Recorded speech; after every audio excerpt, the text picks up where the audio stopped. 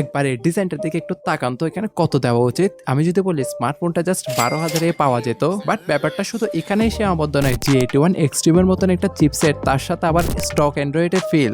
একসময় সে রাজত্বই করতো 12,000 টাকা প্রাইস পয়েন্টের মধ্যে, বাট বর্তমানে তার কি অবস্থা?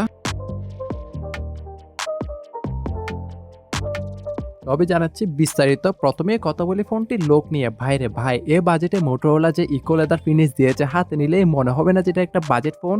যার ফ্রেমটা প্লাস্টিকের তৈরি হলো, এখানে হেডফোন জ্যাকের গর্ত থেকে শুরু করে প্রাইমারি মাইক্রোফোন, তার সাথে ডিউল স্টোরেজ স্পিকার আর হাইব্রিড সিম স্লটটা দেওয়া হয়েছে, যেখানে মিস করতে যাচ্ছেন air blaster then secondary noise cancellation mic. But বাজেটটা কনসিডার করলে খারাপ না, যদিও যথেষ্ট ক্যাপেবল আর ভালো রাখার চেষ্টা করেছে।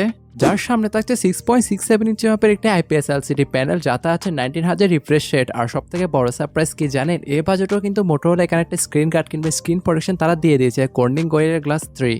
যদিও ডিসপ্লেটা আপনার HD+ রেজুলেশনকে ক্যারি করছে, যেটা বর্তমান প্রেক্ষাপট চিন্তা করলে আহামরি খুব একটা চিন্তার বিষয় না। আর ডিসপ্লে চিন এবং বেজেল তো এই বাজেটে অন্য 10টার মতনই ছিল।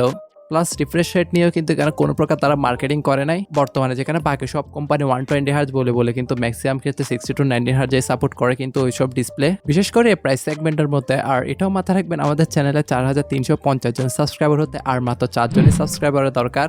তাই প্লিজ চ্যানেল নতুন হয়ে থাকলে সাবস্ক্রাইব করে দেন, হয়তো আপনাদের মধ্যে সে 4 জন কেউ হবে। প্লাস ভিডিওটা ভালো লাগলে ছোট্ট একটা লাইক, আর ফেসবুক পেজ থেকে দেখে থাকলে লাইক, কমেন্ট, ফলো এবং শেয়ার দিতে ভুলবেন না। তাই ওভারঅল ডিসপ্লে কালার ক্যালিব্রেশন নিয়ে কথা বললে কিছুটা রেজুলেশনের ঘাটতি রয়েছে, কাছ থেকে দেখলে স্পষ্টই বোঝা যাবে।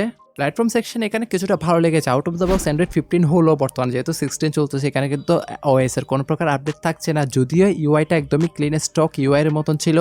খুব একটা বেশি ফ্রি ইনস্টল অ্যাপ এবং অ্যাডস কিন্তু আমরা দেখা পাই নাই, তাই ইউআই এর ক্ষেত্রে চালেও শান্তি ছিল মোটামুটি। বাট পারফরমেন্সের কথা উঠলে মিডিয়াটেক হেলো G81 এক্সট্রিম, নাম এক্সট্রিম হলে এটা আসলে কাজে এক্সট্রিম না, এক কথায় ডে বাই ডে যারা আপনার লো টু মিডিয়াম ইউজার রয়েছেন তাদেরকে স্যাটিসফাইড করবে। যেহেতু র্যাম ভ্যারিয়েন্টটা আপনাকে মাথায় রাখতে হবে, দেশের বাজারে জাস্ট একটি র্যাম ভ্যারিয়েন্টে আনঅফিশিয়াল ভাবে অ্যাভেলেবেল রয়েছে 464, তাও 15,000 টাকা প্রাইস রেঞ্জের মধ্যে।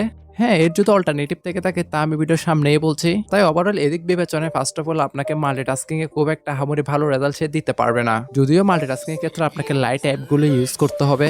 যেখানে আমরা পাবজি গেমটা 1080 40 FPS আর ফ্রি ফায়ার গেমটা 1080 60 FPS রেখে প্লে করার অপশন পাচ্ছিলাম। গেমিং এর সময় কিছুটা ফ্রেম ড্রপ আর মাইক্রো স্টাটারিং এর ইস্যু তো অবশ্যই দেখা দিচ্ছিল, যা ওভারঅল নির্দেশ দেয় এটি কোনো গেমিং সেন্ট্রিক স্মার্টফোন না। ক্যামেরা প্রসঙ্গে কথা বললে দেখে মনে হতে পারে ডিউল ক্যামেরা সেটআপ, বাট প্রাইমারিতে স্যামসাং এর আইসোসেলের 50 মেগাপিক্সেলের সেন্সরটাই কাজের, আর ফ্রন্ট ফেসিং 8 মেগাপিক্সেল একটি ডিসেন্ট সেলফি ক্যামেরা। আর ওভারঅল ব্যাক ক্যামেরা কোয়ালিটি নিয়ে কথা বলে প্রপার লাইট কন্ডিশনে কিংবা ডে লাইট কন্ডিশনে মোটামুটি ভালো ছবিগুলো তোলা যাচ্ছিল। আর অন্ধকার কিংবা নাইট এরিয়ার কথা উঠলে সেক্ষেত্রে যদি স্টেডি হার্ডে তৈরি রাখতে পারেন তাহলে মোটামুটি ছবিগুলো কিন্তু পাওয়া যাচ্ছিল। একদমই যে টপ নচ লেভেলের ছিল তা না, যেহেতু কোনো প্রকার ওএস থাকছে না, আর এটিকে সম্পূর্ণ ব্যাকআপ করার জন্য 5200 mAh ব্যাটারি থাকছে। বক্সে আপনাকে একটা 10 ওয়াটের ফাস্ট চার্জিং ব্রিক দেওয়া হবে, যদিও এটি 18 ওয়াটের ফাস্ট চার্জিং ব্রিককে সমর্থন করে। বক্সে থাকা চার্জারটি দ্বারা সম্পূর্ণ মোবাইলটি চার্জ করতে অলমোস্ট 2 ঘন্টার উপরে সময় লাগবে। আর একবার ফুললি চার্জ হয়ে গেলে কিন্তু নর্মাল ইউজার 10 একটু না একদিনের মতো ব্যাটারি ব্যাকআপ সেটা ইজিলি আপনাকে দিয়ে দিবে।